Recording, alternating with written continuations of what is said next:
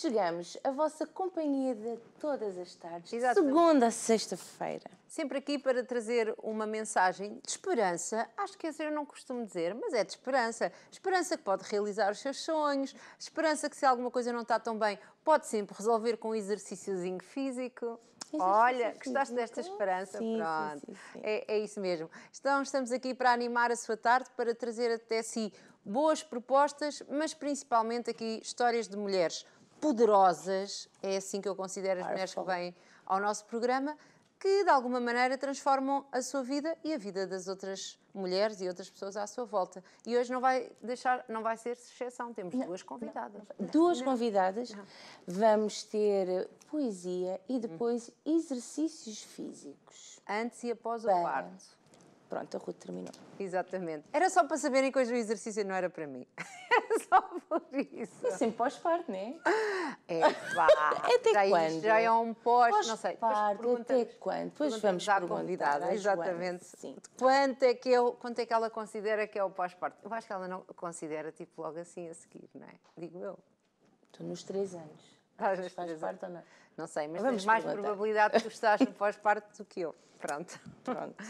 Então, pois claro, hoje vamos ter muita conversa, portanto, ao longo do programa vai estar a passar as nossas redes sociais, o Instagram, o Facebook, e também pode rever os nossos programas através do YouTube, canal Curiacos TV, playlist Conversa de Mulheres, programas completos. Para não demorarmos e termos tempo para a conversa, vamos passar o primeiro separador. Até já.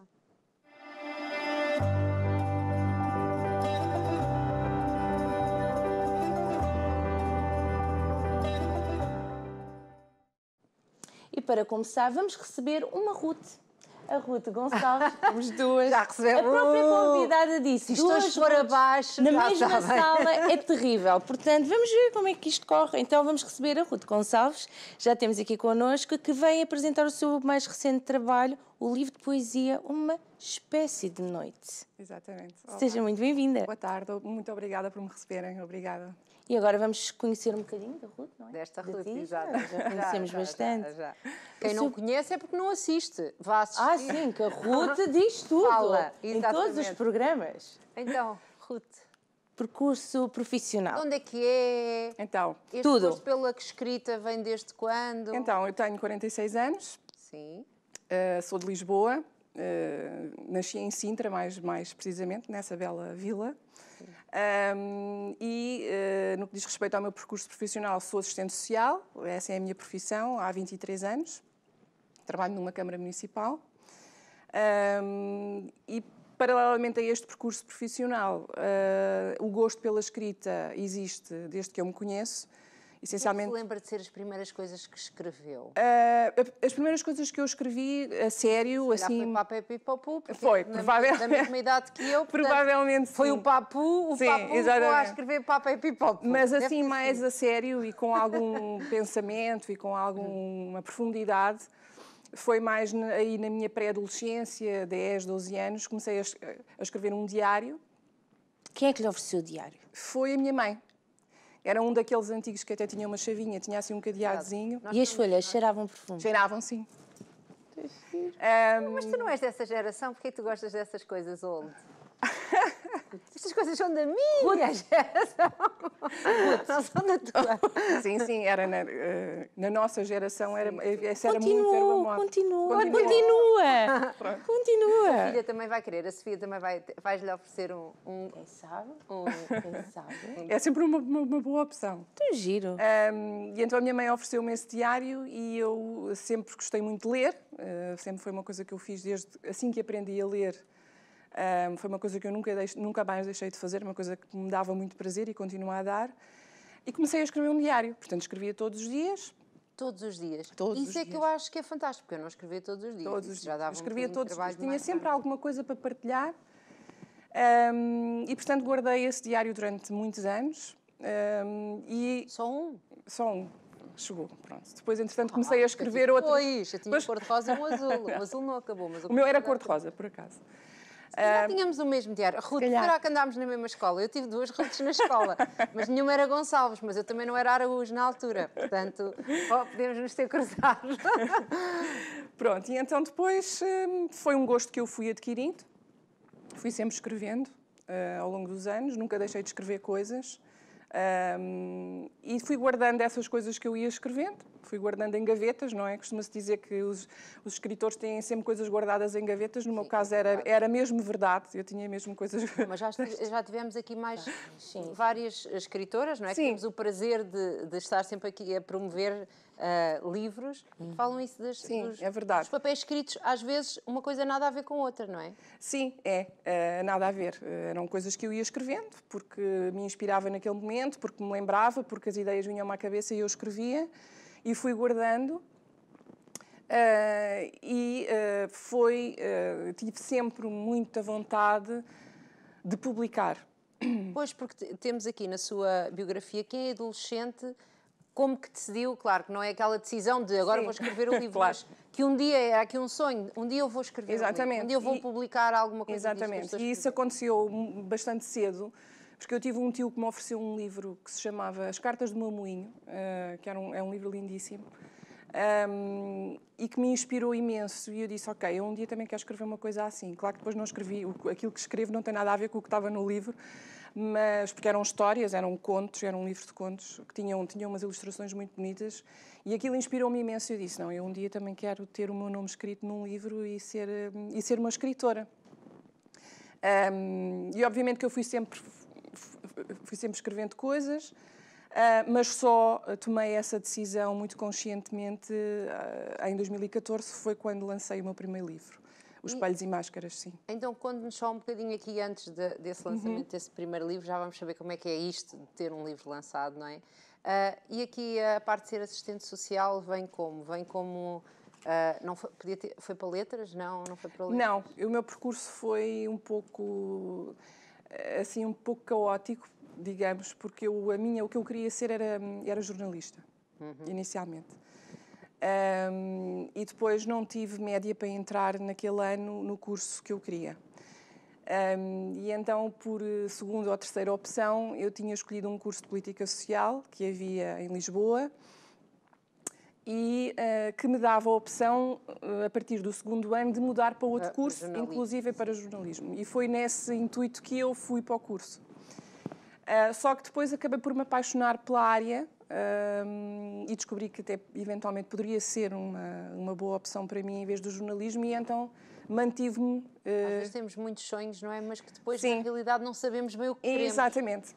Eu acho que é impossível, aos 18 anos, nós sabermos o que é que queremos. Nós podemos, eventualmente, ter uma tendência e dizer eu gosto mais disto ou daquilo, mas às vezes temos que tomar decisões porque é naquele momento e nem sempre, às vezes, são aquelas que, de facto... No curso, na prática, é que se vê se realmente se gosta ou não. E, portanto, foi isso que me aconteceu. Eu acabei por me apaixonar um pouco pela área e então decidi ficar e manter o meu curso de Política Social, que é o que exerço até hoje, com muito gosto e com muito prazer. É uma área muito interessante, muito difícil também, em certos momentos, muito desafiante. Era isso que eu ia dizer, deve ser uma área que emocionalmente é muito... Sim, é uma área... Ser assistente social era uma coisa muito a sério. Sim, é uma coisa às vezes muito pesada, muito difícil. Eu também já fiz várias coisas dentro da área social e posso dizer que uma das coisas mais difíceis e mais pesadas que fiz foi ter feito atendimento a vítimas de violência doméstica. Eu fiz esse trabalho durante 6 anos. E é um trabalho muito duro, um trabalho muito difícil, emocionalmente muito pesado, também muito gratificante quando conseguimos tirar as mulheres das situações mais complexas. Felizmente também temos casos de sucesso, mas é um trabalho emocionalmente muito difícil e muito duro. E que a Ruth que escreve, não é?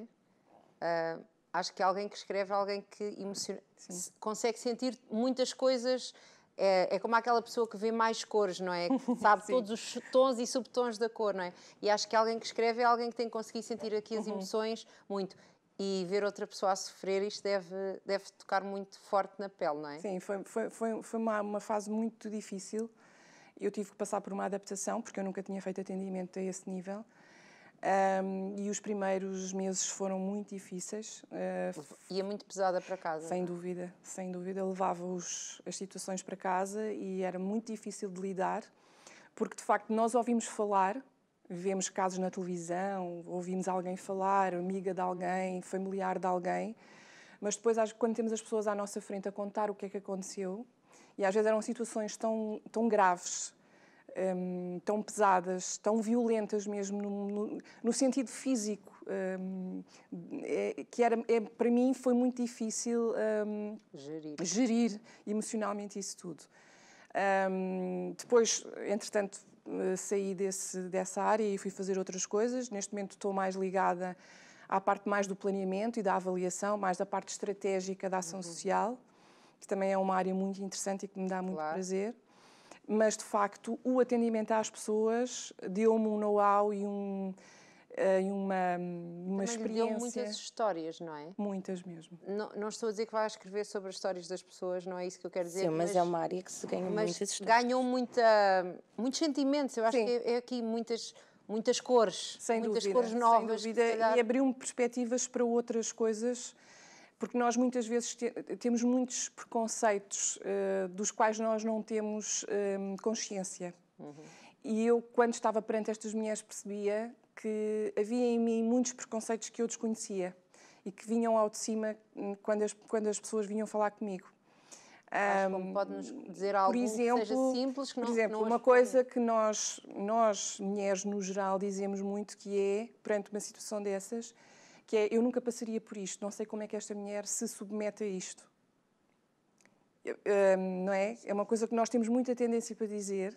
Mas que depois, quando conhecemos as pessoas... Mas que depois, quando ouvimos as histórias e quando estamos perante essas pessoas, nós entendemos percebemos... que a pessoa ficou numa rede sem dar conta e quando já estava lá dentro e que se calhar também nós poderíamos passar por isso em algum momento da nossa vida. Sim, claro. E essa foi uma consciência que eu ganhei muito com esse atendimento, porque eu achava mesmo que não, isto comigo nunca aconteceria, porque eu... Os frutos não são pessoas. Não é?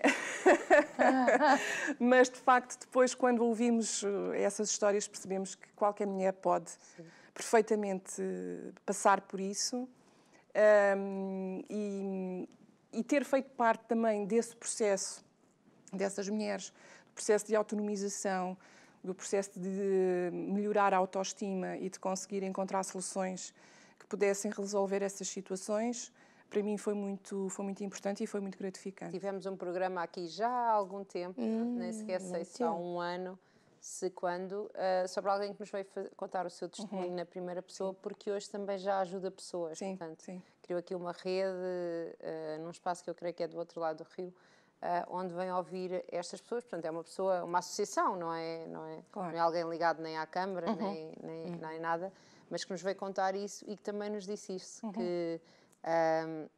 nunca diria que era essa pessoa que poderia estar ali, que foi de alguma maneira difícil. Sim. E então, em 2014, sim, foi um bom ano. Foi um bom ano. Em 2014... Também tivemos um menino em conjunto, teve exatamente, bebê. Exatamente. Ai, Ruth. É isso foi um mesmo. bom ano para estas Ruths. Foi. É isso mesmo. É isso. Só bebê. Sim, de facto, em 2014, eu já vinha... Eu estava a chegar aos 40 anos, eu estava a ficar com um bocado de pressa e disse, não, eu antes de... Eu tenho que escrever. Exatamente. Acaba-se a vida. Exatamente, eu disse, não, eu antes dos 40 tenho que fazer qualquer coisa. E então tomei essa... Em 2014 eu estava a chegar aos 40. Tomei essa decisão e procurei uma editora.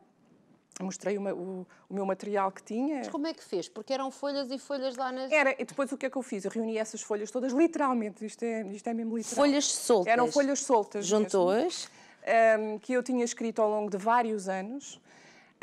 Juntei-as e depois tentei organizar aquilo, eventualmente, para aquilo se tornar um livro de poemas, não é? Porque eu só escrevo poesia. E então... Eu queria saber escrever romances ou outro tipo de escrita, mas tenho muita dificuldade. Vem tudo em poesia. Vem tudo... São coisas muito breves. Um romance. Os romances são ótimos e eu adoraria escrever um romance, mas acho que não tenho. Poesia também acho que não tenho nível. Agora, a poesia é uma coisa que me surge muito naturalmente, sem grande esforço. Pensar assim num tema e... Muitas vezes nem penso em tema. Vai dar tempo para a gente ir para ler um bocadinho. Sim, com certeza. Estou completamente à vontade para fazer isso. Mas, sim...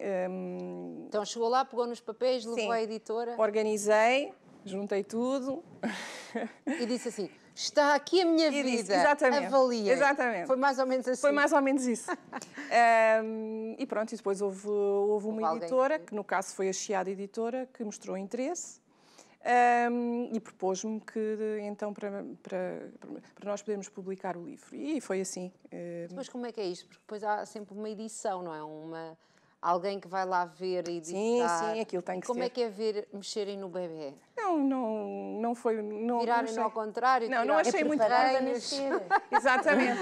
Não, faz parte e eu até agradeci porque de facto ter um outro olhar de alguém que de facto é um profissional da área, não é? Para mim foi ótimo, porque também me organizou um pouco as ideias e também me pôs aqui o livro, não é?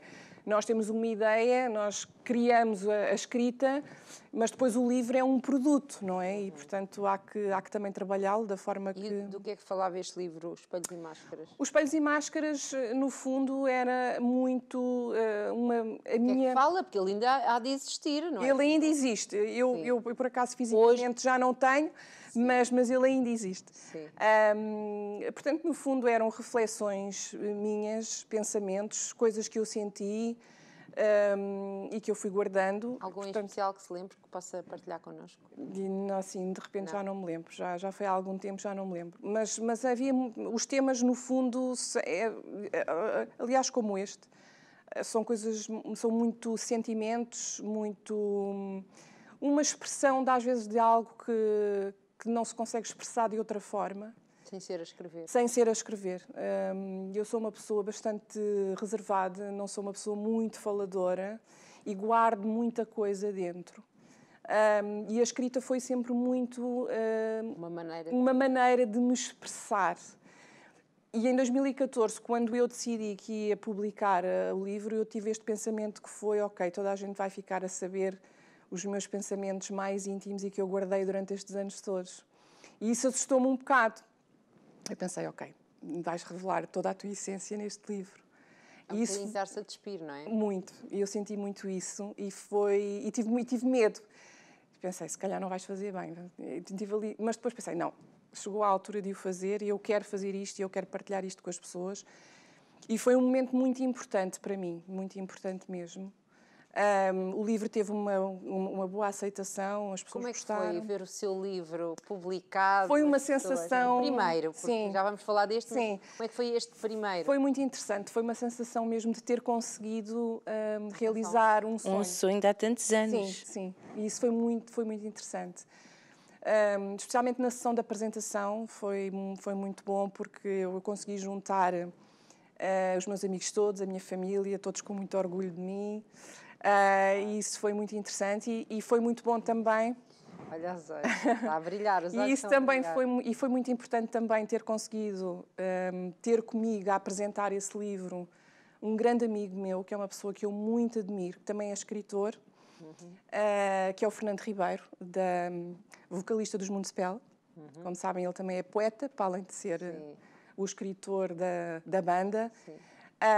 E eu conheço há 20 anos, ele é muito meu amigo e eu convidei-o para estar presente nesse dia e ele esteve e isso também teve uma importância para mim fundamental. Claro, foi aqui porque de facto não é só um amigo, mas é um artista que eu admiro imenso e isso foi muito importante e foi muito bom para mim, sim. E depois deste já há vários livros aqui, não é?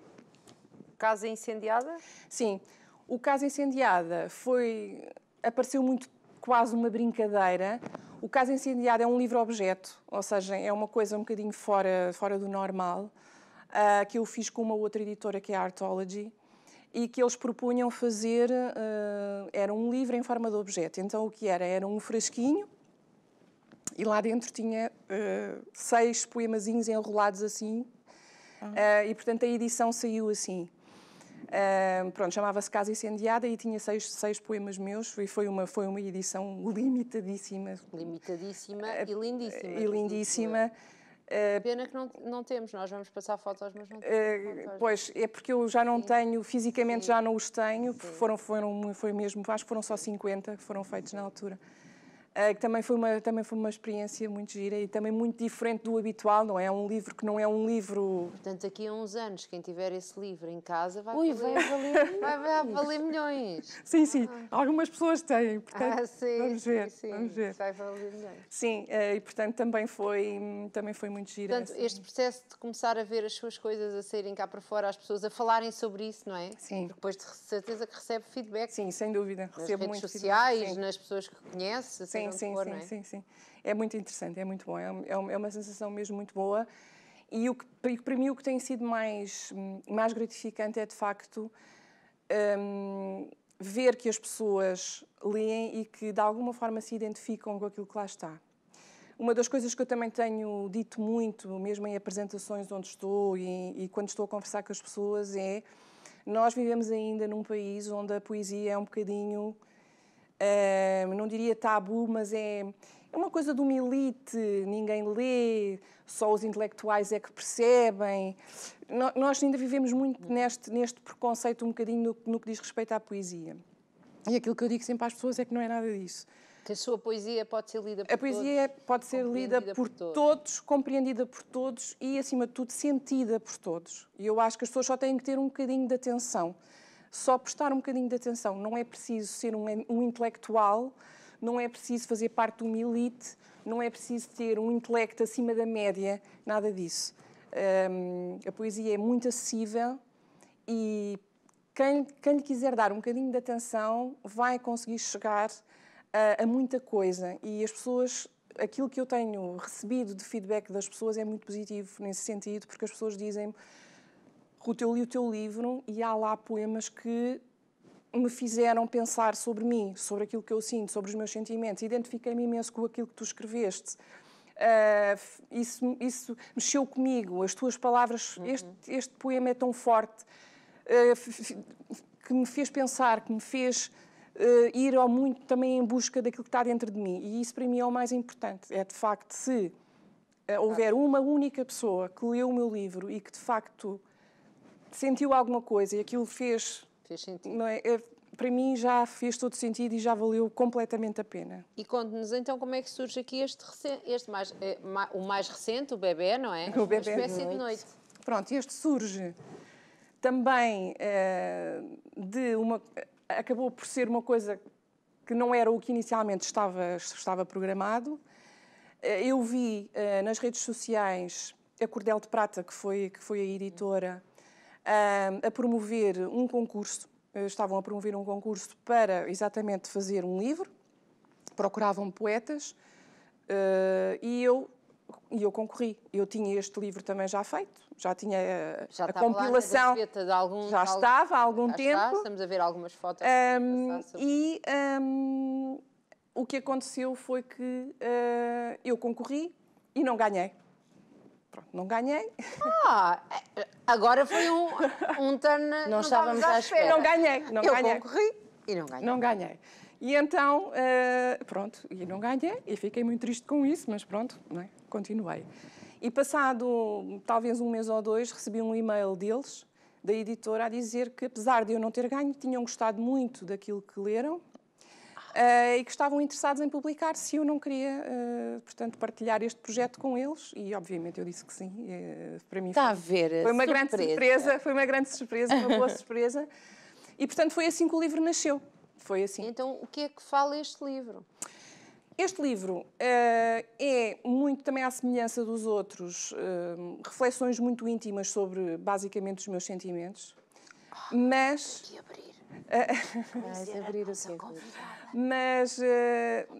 Mas talvez seja um bocadinho mais maduro do que o primeiro, porque já passaram alguns anos. Pois, exato. E no fundo fala, como o próprio nome diz, nós muitas vezes temos muitos momentos da nossa vida em que... Cláudia desmontou-se. Espera aí. Então. Ela quis-me roubar o livro. Pode continuar a falar. Há muitos momentos da nossa vida em que nós vivemos numa espécie de noite, não é? Há momentos mais escuros. É verdade. Mais difíceis, mais profundos. E, portanto, o livro fala disso, não é? Fala muito da nossa da nossa viagem um bocadinho ao nosso interior, quando nós não estamos tão bem, não é? Quando há coisas na nossa vida a acontecer que nos deixam um pouco tristes, um pouco menos contentes com o que está à nossa volta. Para mim, isso foi estar a viver um bocadinho numa espécie de noite, ou seja, mesmo durante o dia, às vezes eu vivi numa espécie de noite, ou seja, vivia num sítio um bocadinho escuro, e o facto de ter escrito esses textos ajudou-me e funcionou um bocadinho também como terapia, digamos, para superar algumas das minhas questões pessoais. E, portanto, Não sei se há aqui algum que gostasse que nós possamos ler. Há vários. Há vários. Quer ler algum? Sim, deixa Ruth, exato. Eu estava a ver, eu já li alguns bocadinhos. Só para saberem. Mas querem que eu escolha? Escolha. Pode escolher um que queira aqui dizer um bocadinho, nós já estamos quase a despedir-nos. Nós vimos metades de leitura. E era verdade, não é? Então vou ler um que dá o título ao livro. Sim. É Uma Espécie de Noite. Deixem-me só procurá-lo, porque eu não sei o que é. Já o passei por ele. São tantas páginas. Não, para ter não são muitas, mas eu é que já não me lembro. Ora bem, vamos lá ver então. Um bocadinho, nós já temos Nós quase temos tempo. As pessoas conseguem encontrar este livro onde? O livro está à venda nas várias plataformas digitais, está à venda no site da editora, da Cordel de Prata, depois está na UC, está na FNAC, está na Bertrand. Aqueles sítios habituais, toda a gente já sabe. Se procurarem, é fácil. Sim, também é muito fácil. É só procurarem Uma Espécie de Noite e encontram Já devem estar a facilmente. procurar. Já devem estar a procurar, exato. Ok, então posso ler? Pode? Sim, senhora. Então, Uma Espécie de Noite. Saímos de dentro de um ventre sem tempo. Do umbigo do mundo nascemos sem medo. E as entranhas que nos parem e trazem do fundo são as mesmas que nos ferem no céu mais profundo. Amamos sem norte e com febre veneno. Queimamos a alma nesta chama invadida. E enquanto gritamos o nome da morte, sonhamos com filhos na ponte da vida. Dormimos em noites de aço e de mármore. Saímos para a rua sem roupa e em ferida. Acabamos sem nome nesses becos escuros. E escolhemos a dor que nos mostra a saída. E por dentro do sonho e do tempo infinitos, procuramos a sorte na próxima esquina. Mas para mim sei por certo que sem ti estou perdida e que vivo na vida uma espécie de morte. Neste céu de neblina, uma espécie de noite. E eu espero que depois para a frente já tenha encontrado um bocadinho da luz. Sim, a seguir, o livro leva-nos mesmo nesse sentido. Nós vamos chegar ao fim e o último poema chama-se Esperança. Portanto, acho que faz sentido. Sim. É isso mesmo, Ruth. Pronto, olha, é assim. Temos que nos despedir. E que venham mais livros. Onde vivo, Venha certamente. cá nos apresentar esses Com livros. certeza, virei com certeza, com muito gosto. Foi um gosto, Ruth. Muito obrigada, igualmente. Muitos parabéns. Obrigada, muitos parabéns e muitos livros aí, muitos bebés aí para o futuro. Muito obrigada. Obrigada. E foi um gosto e nós vamos lançar um separador, Para Cláudia. receber a segunda convidada de hoje, fique connosco. Até já.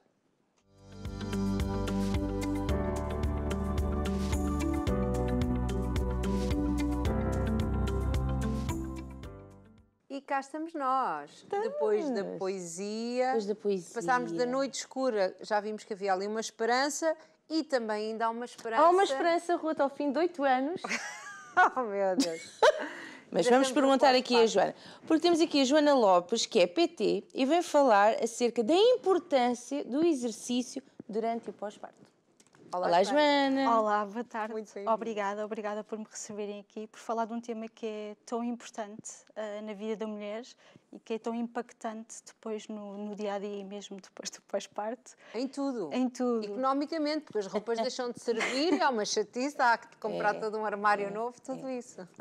Mas eu diria que mais importante que isso é a forma como depois nos sentimos, não é? Porque o processo de pós-parto em si, durante a gravidez, portanto, falando no complexo da gravidez. Do pré, do gravidez. Do pré, falando da pré-conceição, na gravidez, no processo do parto e pós-parto, porque isto é tudo aqui. Se nós pudéssemos dividir, seriam 4 fases, digamos que muito marcantes. Isto acaba por ter um impacto muito grande na vida da mulher, que depois, quando o pirulito começa ali a queimar, aquilo pode condicionar as nossas relações e tudo mais, ou seja, o meio envolvente e a nossa capacidade de depois nos adaptarmos à nova realidade. Está tudo ligado. Sim. Joana, fala-nos só um bocadinho sobre si, de onde é que é aqui, fala-nos sobre o seu percurso profissional. Eu sou de Lisboa, Sim. tenho 33 anos. Depois, ali aos meus 23, portanto foi a altura que eu saí de casa, bastante novinha. Fui para a Margem Sul, onde estive lá há alguns anos, e foi nessa altura que eu me dediquei à área do fitness. Antes eu estava em ação social. Porque é muito engraçado, não é? Parece que nós fizemos de propósito. Exato. Eu estava à espera dessa só parte. surpresas É só hoje. surpresas. Porque também estava aqui na ação social como a nossa convidada, como a Ruth, que esteve aqui sim. agora mesmo. Na altura lá está, e como a Ruth disse muito bem, nós, em determinada fase da nossa vida, nós podemos saber até o que gostávamos de fazer e visualizarmos nesse contexto, mas não temos bem a certeza se é isso. E a mim foi, honestamente, para fugir à matemática. Um dos pontos Foi. que me Correu levou... mais longe que pôde da matemática. Não, eu tinha ali aquela... Eu queria ajudar pessoas, no fundo eu sentia isso. Vinha de um contexto onde sentia essa necessidade de fazer um bocadinho diferente, ter uma abordagem diferente. E se eu sabia que queria, como é que eu ia expor isso? Eu não fazia a mínima ideia.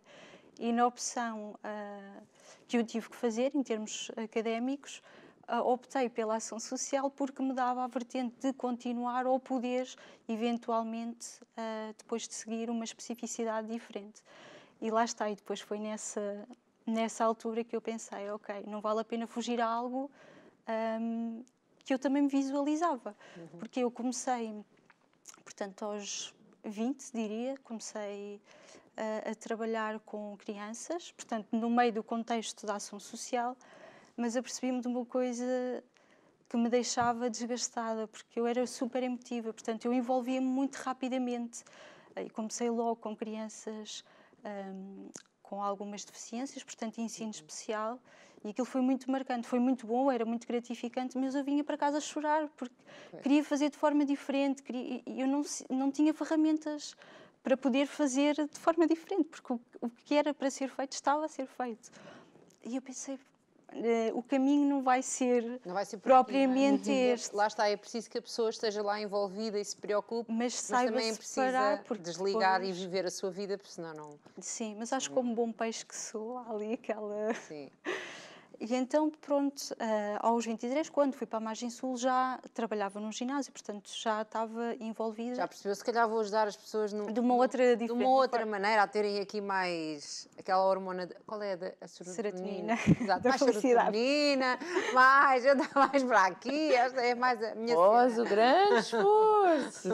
Eu acho que nós podemos sempre ajudar, seja em que áreas nós estejamos a exercer, existe sempre, ou devia haver sempre este cariz de interajuda, de partilha, de crescimento, de inspiração. E eu acho que isto é muito importante nós falarmos, que é, vimos aqui duas pessoas que até passaram pela mesma área com duas abordagens diferentes. Portanto, uma pessoa ainda continua lá ao fim de tantos anos em vários assuntos e aqui a Joana mudou porque não se adequou e não está, nenhum está mal. Sim, Cada um de sim. nós tem aqui o seu percurso para fazer, não é? E mesmo como PT, no fundo, há depois uma ligação, não é? Há depois uma ligação, ou pelo menos a minha abordagem enquanto personal trainer, não parte só pela ajuda da questão física, de eu vou dar treino porque aquela pessoa vai ser mais forte ou vai perder peso. Portanto, tenho uma abordagem um bocadinho mais holística e que vai um bocadinho às vezes nessa questão social. Eu se tiver que reencaminhar um cliente ou um aluno, como queiramos chamar, para outra vertente, é um trabalho que tem que estar interligado para que os resultados, não só desportivos, mas também pessoais, sejam com sucesso. Se a pessoa estiver feliz, está tudo certo. É muito mais fácil para o resto. E então aqui também há uma gravidez que faz aqui especializar-se. Sim. Lá está, eu muda na altura, tudo. confesso que os primeiros anos como instrutora de fitness, não é? Sim. Porque no fundo eu não era licenciada quando comecei a trabalhar na área. Eu queria muito dar aulas, mas era muito envergonhada. Portanto, tinha ali essa questão para resolver interna, tinha ali umas crenças muito enraizadas. Como é que resolveu isso? Um dia cheguei ao ginásio, a professora faltou e disse: Joana, tens que ser tu. E, portanto, eu já tinha formação, eu já tinha formação em aulas de grupo, mas recusava-me porque não me sentia minimamente confortável. O estar à frente de 10, 15 pessoas, para mim, era um pânico. E pronto, e foi assim. Aquilo correu bem, podia ter corrido muito mal, mas correu bem. E a partir daí, na altura, a minha diretora disse, não, tu tens imenso jeito, as pessoas, portanto, olha, vamos apostar em ti. E eu, não tenho, não me sinto confortável, deixem-me só ficar a fazer sala, porque era isso que eu fazia, portanto, eu ajudava as pessoas nos exercícios, podia estar, lá está, exposta a 10 pessoas, mas não era diretamente. Não estavam as 10 pessoas a olhar para si ao mesmo tempo. Ou seja, eu não estava a coordenar. Estavam por ali. E numa aula de grupo é totalmente diferente. Se eu me engano, toda a gente fica perdida. Se eu digo algo que não deva, pode ter a sua graça ou não, portanto... Eu acho que ainda hoje esse pensamento está a atormentar um bocadinho, sim. não é? Fez aqui um ar como que isto é realmente uma coisa assustadora. Sim. Eu noutra vida tive alguma coisa disposição que me deixou assim... Mas pronto, a questão da gravidez. Eu depois regressei a Lisboa, depois de ter a Matilde, porque o pai dela era cá e a nossa rede de apoio estava toda em Lisboa e tomámos a decisão de regressar.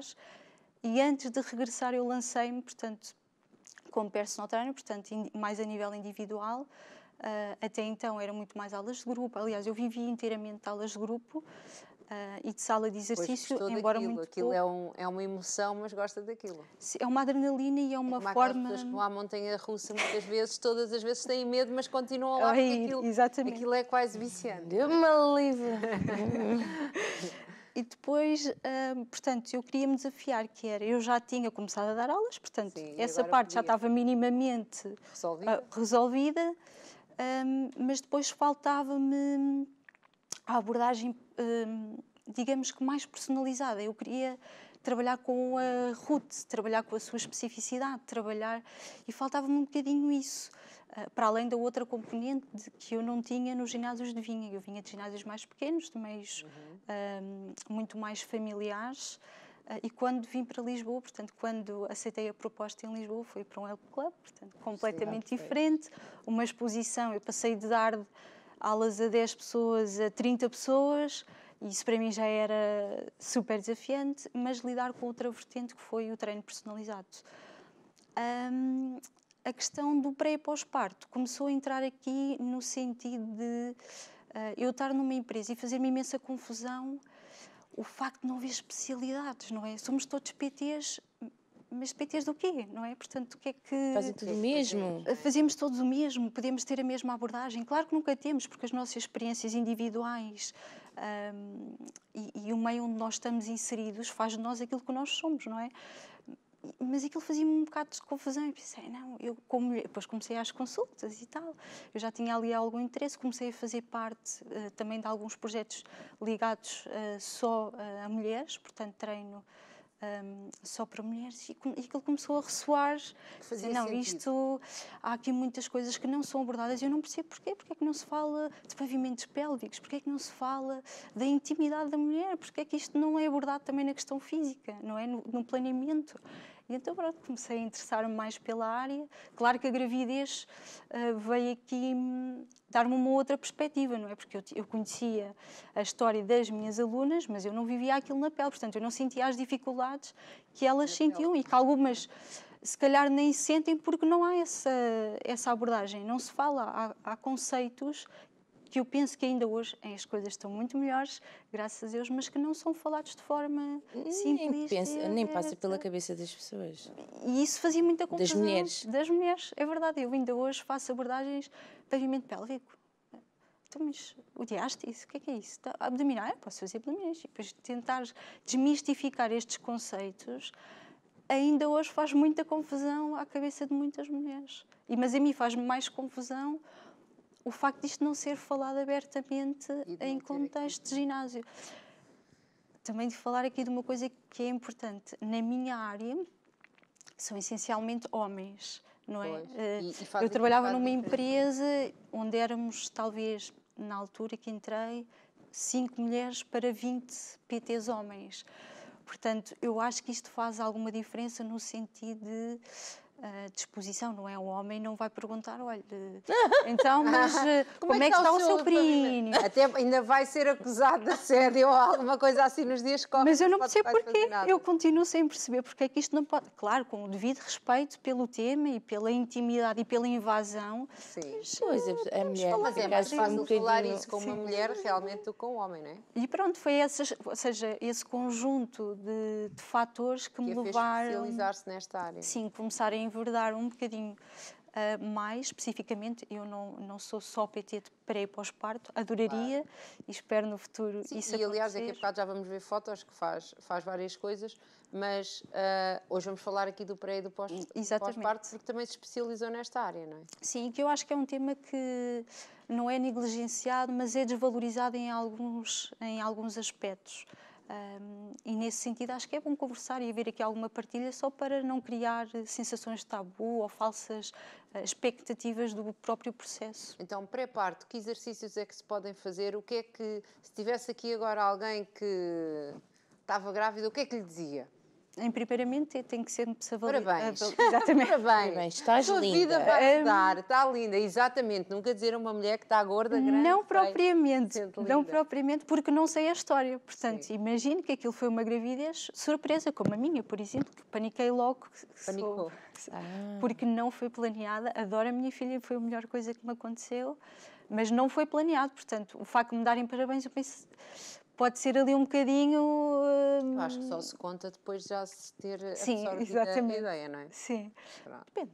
depende. Ou não consegui esconder, tive não é? que contar porque passava muito mal na altura e então foi impossível não partilhar que afinal não foi algo estragado que eu comi, foi mesmo... Eu Não estou sempre a conseguia comprar aguentar. comida estragada, eu vejo o prazo e compro outra assim. Durante 3 meses. Meu Deus. A questão, Só mas vomitava sim, em casa, portanto, respondendo aqui um bocadinho em relação aos exercícios, não é? Cada fase deve ser respeitada, mas independentemente dos protocolos, que existem protocolos que devemos cumprir, não é? Em termos de... vem da Organização Mundial de Saúde, portanto ter aqui alguma uma atenção a isso, mas é olhar para a pessoa individual e perceber quais é que são as suas necessidades, independentemente de que trimestre esteja, a sua história antes de engravidar, ou seja, se já fazia exercício, se existe algum risco para aquela gravidez a qualquer momento dar aqui...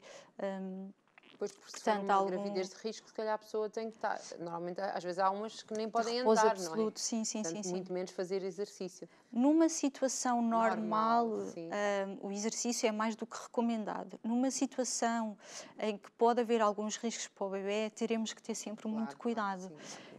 Eu não sou fundamentalista, mas defendo muito a questão do movimento, não é? Ou seja, a pessoa independentemente, vamos dar um exemplo mais concreto, temos aqui uma placenta prévia, não é? Um risco de aborto precoce, ou neste caso, se já tiver algumas semanas de evolução, poderá levar a um parto prematuro, que também não queremos isso, não é?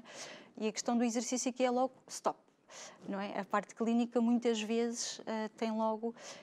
Isso não é bem assim, ou poderá não ser bem assim. Temos que analisar caso a caso e dar aqui algumas alternativas. Ok, se calhar a intensidade tem que reduzir, se calhar pode fazer só mobilidade, porque depois a própria grávida, o que é que ela quer? É sentir-se bem, quer sentir-se feliz, quer sentir-se útil no sentido de poder fazer as suas coisas a nível funcional, não é? As suas tarefas básicas. E, portanto, o exercício entra aqui como essa ferramenta de... Porque se a pessoa também não se mexe depois, mesmo o parto e tudo o resto, E o processo do pós-parto. Vai ser muito complicado, não é? Porque ficou ali muitos Poderá meses ser. sem se mexer nada, sem exercitar nada, nem às vezes um bocadinho dos dedinhos. A questão do exercício durante a gravidez vai promover exatamente isso, é o facilitismo durante o processo de parto, não é? Mas depois a recuperação, que é extremamente importante após o parto, porque isso vai determinar mesmo a questão de algumas não patologias que podem surgir adjacentes à questão da gravidez. Portanto, se nós pensarmos em nós, mulheres, não é? E nós 3 mães, pelo que sei, não é? Sim. Ou seja, todo o processo da nossa gravidez e do pós-parto, as alterações que ocorreram a nível hormonal e a nível fisiológico, o exercício pode colmatar aqui um bocadinho vai atenuar um bocadinho os efeitos pós-parto, das modificações não só físicas, não é? Mas mesmo a nível emocional. Porque nós falamos muito do exercício como ferramenta física, mas o exercício depois também vai ter um impacto muito grande então, a nível emocional. Pré-parto, exercícios têm que ser avaliados sim. cada pessoa sempre. Pós-parto, pode-se fazer exercícios logo, passado quanto tempo, que tipo de exercícios, como é que é aqui, no geral, sabendo que sempre a pessoa deveria ter aqui acompanhamento, não é? Sim. Normalmente é dada uma alta clínica, não é? Isto depois depende também muito de se eu acompanhei a grávida durante a gravidez, portanto é alguém que eu já conheço e sei como é que foi todo o processo durante a gravidez e depois no parto, e mesmo que não tenha essa dita alta clínica, fazer um processo avaliativo e se for um parto normal, passado uns dias, desde que a pessoa se sinta bem, confortável consigo, conseguimos começar a introduzir aqui alguns exercícios, mais a nível respiratório, portanto a ativação muscular, porque durante muito tempo aqueles músculos ficam mais fragilizados. Numa cesariana, às vezes eu prefiro não arriscar e aguardar mais ali as 6 semanas. Em qualquer ponto de situação, seja parte normal ou cesariana, é sempre feita uma avaliação individual, não é? Sem isso, da minha parte ou da parte de uma fisioterapeuta ou mesmo do obstetra, portanto, a pessoa que teve a acompanhar, não avance para a parte do exercício, acho que é uma responsabilidade muito grande e, portanto, eu não quero viver com. Claro. E o que é que o que é que consiste essa avaliação? Normalmente a avaliação consiste aqui em vários parâmetros, mas o mais importante é a avaliação da diástase e do estado em que fica o pavimento pélvico. Nós já explicámos um bocadinho a diástase, mas se puder explicar isso, diástase e o estado do pavimento pélvico. Sim, aqui a questão da diástase durante o processo da gravidez, não é? Para que o feto se possa desenvolver, há um afastamento dos retos, há aponevrose afosta, portanto há aqui um rompimento das fibras para o processo perfeitamente normal fisiológico de crescimento do bebê. O que é que acontece depois do parto? Há a explosão do bebê, mas a parte muscular está muito frágil, não é? E as próprias fibras precisam de ter algum timing para começar a juntar e a fechar. O facto de, muitas vezes, nós iniciarmos a atividade física precocemente ou de forma menos correta, poderá desenvolver algumas patologias, nomeadamente hérnias a nível de esforço, problemas de incontinência, propagos dos órgãos genitais. Portanto, é preciso ter muita atenção ao estado em que fica a diástase e também aqui o pavimento pélvico, porque no fundo é o soalho dos nossos órgãos genitais. Portanto, essa avaliação parte por perceber se a mulher já tem consciência e se já sabe ativar esses músculos que são mais internos, portanto mais difíceis e que envolvem não tanto a questão física de força, não é, mas mais a consciência, portanto, ativar aqui novamente a questão da consciência corporal e da ativação muscular, portanto, dar ali um despertar outra vez aos músculos, para que depois todo o trabalho acabe por ser desencadeado de forma muito organizada, não é? Portanto, se esta parte de base estiver ok, então começamos a introduzir o outro trabalho. Isto, obviamente, numa situação em que eu já conheço. Quando é alguém que vem pela primeira vez do pós-parto, ok? Então, normalmente já vem com a situação clínica, já tem o ok para treinar e aí começamos também nesta base avaliativa, portanto, perceber em que fase é que está a diástase, em que fase é que está em termos de fragilidade do soalho pélvico.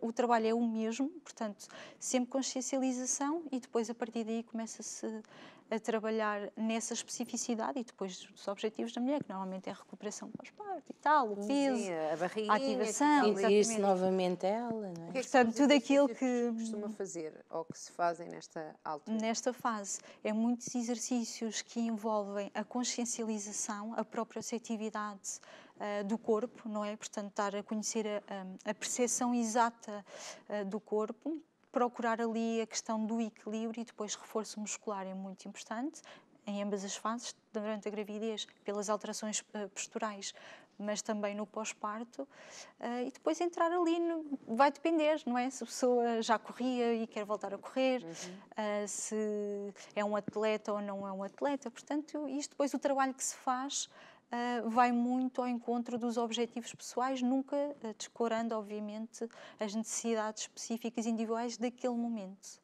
E então, contou-nos que faz muito mais além disto que nós estamos hoje a falar, que é do exercício pré e pós-parto. O que é que a Inês faz? Porque tem aqui um trabalho a solo hoje em dia, não é? Sim, A sim. solo com os seus clientes, minhas barra clientes. alunos. Sim. Se a coisa que a pandemia trouxe foi um bocadinho este espírito livre de podermos ser empreendedoras a 100%, porque no fundo acho que nós, independentemente de trabalharmos para alguma empresa, temos que ter sempre a nossa identidade. E em 2000, agora já não sei exatamente, mas em 2021, penso eu, Sim. saí de onde estava. Sim. É o que temos aqui, 2021. Exatamente, por várias razões. Uma delas era já não me identificar e sentir que não podia ser livre, no fundo era isso. E então disse, já chega, a partir de agora vais-te dedicar realmente ao teu projeto e tentar fazer algo que tu defendas e que te identifiques a 100%. Se vai dar certo ou não, nós nunca sabemos, mas bora lá. E foi isso que eu fiz. Portanto, desde 2021, trabalho sozinha. Comecei a investir muito mais num projeto que tenho, que é o Magic Mum, específico para ir pós-parto. É um programa que ainda está muito verdinho e que, na verdade, eu gostaria de expandir, porque acredito mesmo que faça sentido e que inspire muitas mulheres a fazer de forma diferente e a desmistificar aqui conceitos, mas ainda não tenho uma boa... O Magic Mum, portanto... São programas de treinos específicos para pré e pós-parto, mas onde o objetivo é simplificar o processo. Portanto, não há a questão de o bebê está com a mãe, não tem onde deixar, ok, não faz mal, traz para o treino. Às vezes sou eu o babysitting ao mesmo tempo, PT, mas se esse pequeno momento é importante para a minha aluna, se isso vai fazer com que ela depois, no resto das 23 horas que tem do dia, se sinta melhor e faça diferença na vida dela em todos os prismas, então bora lá. E depois dar aqui uma abordagem diferente, que é, nós em contexto de PTs abordamos muito só a questão física, não é? E então eu gostaria de trabalhar aqui de uma forma muito mais profunda, portanto ter aqui uma rede de apoio entre uma doula, a parte da psicologia, a parte da fisioterapia pélvica, portanto ter aqui especialistas, outras mulheres que façam sentido juntarem-se a mim, portanto criar aqui alguns protocolos que ainda não foi possível. Devido à pandemia, pronto, sim, eu ainda não consegui expandir-me a esse nível. Digamos que agora mas vai conseguir, portanto, é os planos para o futuro, é essa expansão. Já temos aqui. Já temos aqui essa pergunta, já está a responder. Já está exatamente, feito. E portanto isso seria o programa Plus, digamos assim. Sim. Agora está no básico e também criar aqui alguns workshops, portanto, acho que a partilha inspira-nos sempre, a mim como profissional, porque me faz ser diferente, melhor ou pior, isso depois o tempo dirá, mas a questão da partilha faz com que a pessoa se sinta mais segura, não é? E eu até aqui trabalhei muito de forma individual, agora falta uma parte do coletivo, que eu gostaria de ter, ou seja, estes programas, criá-los numa vertente mais coletiva, ter um grupo de mulheres. É desafiante e vai ser muito desafiante devido a vários acontecimentos, mas ter um grupo de mulheres, digamos que na mesma fase, cada uma vai sentir de forma diferente, cada uma vai precisar das suas coisas específicas, mas que possam ir partilhando, que possam, tu estás a sentir, afinal não é estranho, afinal eu também sinto isto. Portanto, ter aqui esta... Joana, muito rapidamente, como é que a podem contactar? Através do meu Instagram. Agora esqueci-me. Tem. Mas é PT Joana Lopes, exatamente. Não é? E depois também, ou seja, no próprio Instagram tem lá um linkzinho para o site. Sim. Ou através do e-mail, portanto lá tem os contactos todos necessários e acho que é fácil. E é isso. Exato. E é isso. E temos que nos despedir. E muito sucesso, Joana. Tudo bom. Obrigada e bons treinos por aí. Obrigada. Bons treinos por aqui. Vamos ver. Nossa, ganham-vos juízo e vergonha nessa cara. Obrigada, Joana. Tudo bom. E nós já estamos aqui a correr. Já estamos, estão a ver, estamos a correr, já estamos a exercitar. Estamos a correr sentadas. Não perca o próximo programa pelas 15 horas. Cá estaremos para trazer mais convidadas, mais temas, mais projetos. Exatamente, então seja com poesia, seja com exercício, seja com ambos, olhe, faça bem à sua vida. venha com alegria. Exatamente, e que saia das sombras para um bocadinho mais de luz, fique animado e próximo programa estamos aqui fielmente para lhe dar a conhecer mais Siga as mulheres. redes sociais. É verdade, não pode faltar. Tchau. Tchau.